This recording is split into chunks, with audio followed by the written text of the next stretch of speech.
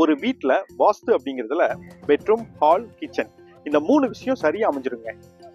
மற்ற விஷயங்கள்னு சொல்லக்கூடிய ஒரு portico, septic tank, water tank, மாடிப்படிகள், puja room, dining room, store room இதை அமைக்கிறதுல தான் நம்ம பிழைகளை ஏற்படுத்திடுறோம். இந்த பிழைகளின் காரணமா தான் நிறைய வாஸ்து பிரச்சனைகள் ஏற்படுது. இப்போ திடீர்னு அவங்களுடைய பொருளாதார நிலை கீழே போறது, கணவன் மனைவி ஒற்றுமை இல்லாம போறது, நோய்வாய்ப்படுறது, தீராத வியாதிகளான கேன்சர் உள்பட பல வியாதிகள் வர்றது, இந்த மாதிரி வாஸ்து குறைபாட்டினால நிறைய விஷயங்கள் நடக்குது.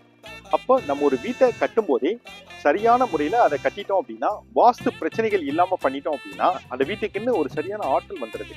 அந்த வீட்டினுடைய ஆற்றல் சரியா இருந்ததுன்னா மட்டும்தான் நம்மளால ஒரு நிம்மதியான ஒரு சரியான வாழ்க்கையை அங்க வாழ முடியும்.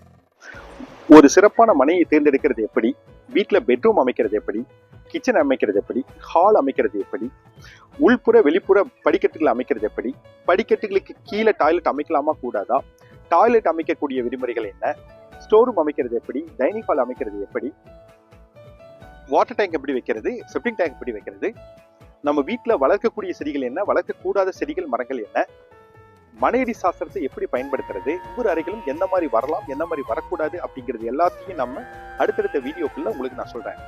இது அனைத்தையும் வைத்து நீங்க ஒரு வீட்டை கட்டும் போது உங்களுக்கு சகல ஐஸ்வர்யங்களும் உங்களுக்கு கிடைக்கும். உங்களோட வாழ்க்கை அடுத்த படிநிலைக்கு உயர எனது மனமார்ந்த வாழ்க்கை. உங்களுக்கு ஏதேனும் வாஸ்து பற்றிய சந்தேகங்களோ அல்லது உங்களுடைய வீட்டிற்கு வாஸ்து பார்க்க வேண்டுமானால் இந்த நம்பர்ல எங்களை தொடர்பு கொள்ளுங்க. உங்களோட சந்தேகங்களை நாங்க நிவர்த்தி செய்வோம். நன்றி.